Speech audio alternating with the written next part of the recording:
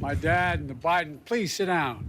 The Biden family goes all the way back to being watermen in this bay for a long, long time, back in the mid-1800s.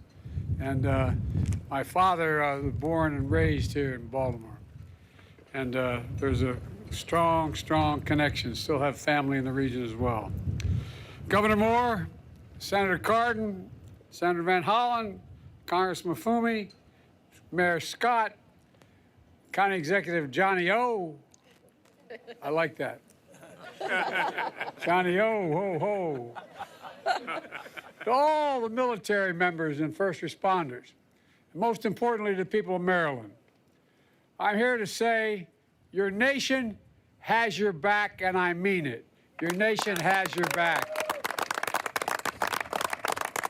And you've got, without exaggeration, one of the finest delegations in the Congress of any state in the Union. Amen. And they know how to get things done, and we're going to get this paid for, aren't we? Yes. Yes. Yes. All right. I was just briefed by the Unified Command about the ongoing impact of this tragic collapse of the Francis Scott Key Bridge last Tuesday. The damage is devastating, and our hearts are still breaking. Eight construction workers went into the water when the bridge fell. 6 lost their lives. Most were immigrants, but all were Marylanders. Hard-working, strong, and selfless. After pulling a night shift fixing potholes, they were on a break when the ship struck. Just seconds before, one of the men, named Carlos, who was only 24, left a message for his girlfriend. Here's what it said.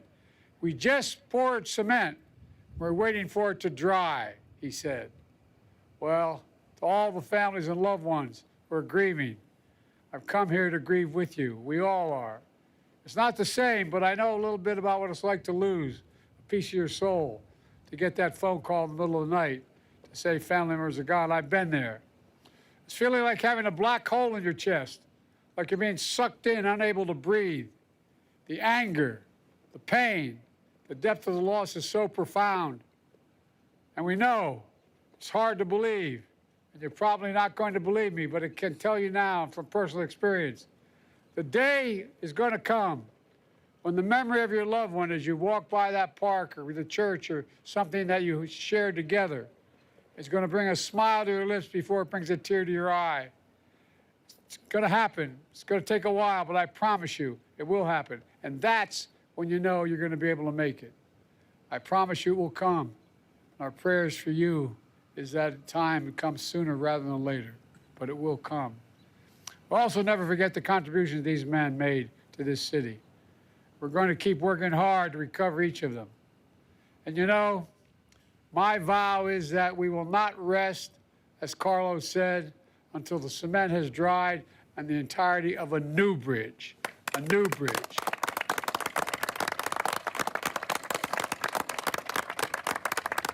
Earlier this afternoon, we took an aerial tour and survey of the wreckage. You know, from the air, I saw the bridge that's been ripped apart. But here on the ground, I see a community that's been pulled together. I want to thank you all, the first responders, the port workers, state and local officials, who sprang into action before dawn, who've been here ever since. And we did talk, I think it was 2 or 3 in the morning. You were out here. You were here.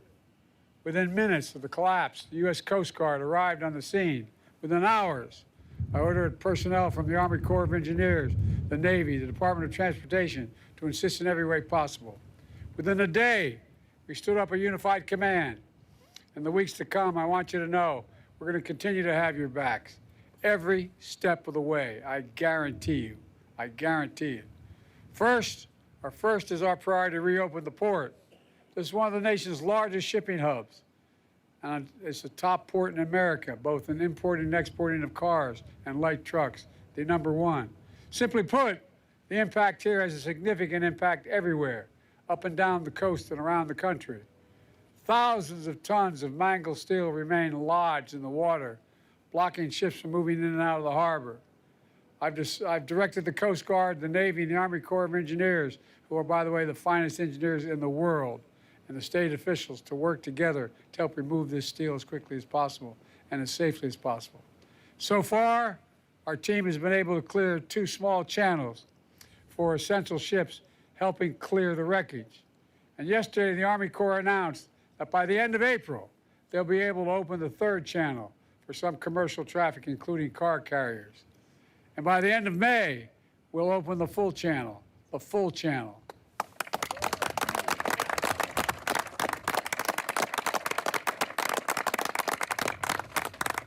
My task force on supply chain disruption has been engaging with union, rail, trucking, shipping, state and local leaders to minimize the impact on our supply chains.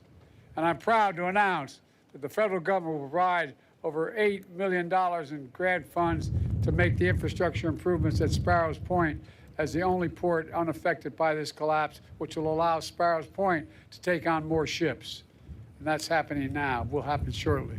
Second, we're focused on protecting the workers and businesses. Folks, 20,000 jobs depend on this port. 20,000 families depend on this port to buy groceries, to make rent, to pay their bills. Today, my administration is announcing the first tranche of dislocated worker grants, fancy phrase, which is dimes. All it is there to make sure it helps create jobs for workers involved in the cleanup of this incident, additional jobs. My Small Business Administration has also issued a disaster declaration, which will allow the SBA to offer low-interest loans for small businesses impacted by the collapse in order to keep things moving. The state, the city, the county are also stepping up in impressive ways to help workers and businesses who have been affected by this disaster. But folks, we all need to step up. Amazon, Home Depot, Domino Sugar, and many other companies all rely on this port. And they have committed to keep workers and payrolls on their businesses in Baltimore and move as quickly and clearly as possible to change the channel. I'm calling on every company at and around the port to do the same thing, the same exact thing, commit to stay. And the customers who use this port, we're coming back. We're coming back soon. Folks, finally, we're going to move heaven and earth to rebuild this bridge as rapidly as humanly possible. And we're going to do so with union labor and American steel. For a simple reason, they're the best workers in the world, and that's not hyperbole. Every day, over 30,000 vehicles traveled across this bridge. And I was one of those people. I commuted every day from Delaware for 36 years to Washington, D.C., back and forth, and about 1/4 of that time by automobile.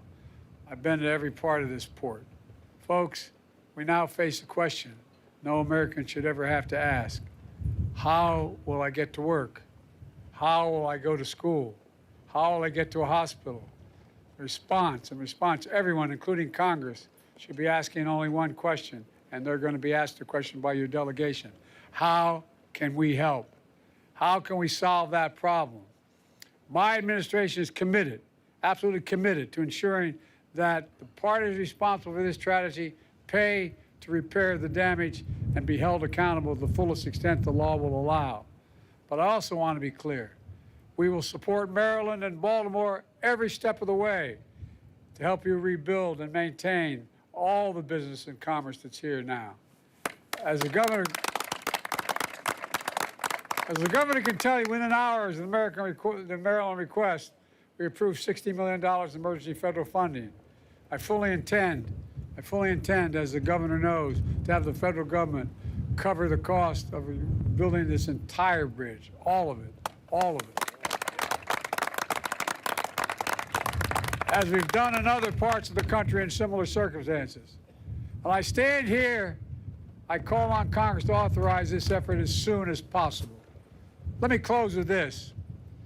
This port is over 300 years old.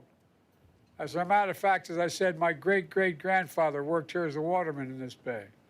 This port is older than our republic, and it's been through tough times before. During the War of 1812, a young mariner named Francis Scott Key, to whom the bridge was named after, sat in a boat in this very harbor, and he watched the British troops launch an attack after attack on American forces. But as the dawn broke, we saw the American flag still flying. Baltimore was still standing, and our nation, as he rode in the Star-Spangled Banner, had made it through a perilous fight. Folks, this is going to take time, but Governor Moore, Senator Cardin, Senator Van Hollen, Congressman Mafumi, Mayor Scott, County Executive Johnny O, and others are going to rebuild this bridge as rapidly as possible. And folks, we're determined to come back even stronger. We're the only nation that's gone through every crisis that we've had. We've come out stronger than we went in, and we're going to do it here as well. And once more, to make this perilous challenge. You know, because we're the United States of America, there's nothing beyond our capacity when we do it together. Think about that. Remember who we are. We're the United States of America. Nothing is beyond our capacity. May God bless you all, and may God protect our troops, our first responders, and all those who gave their soul. Thank you, thank you, thank you.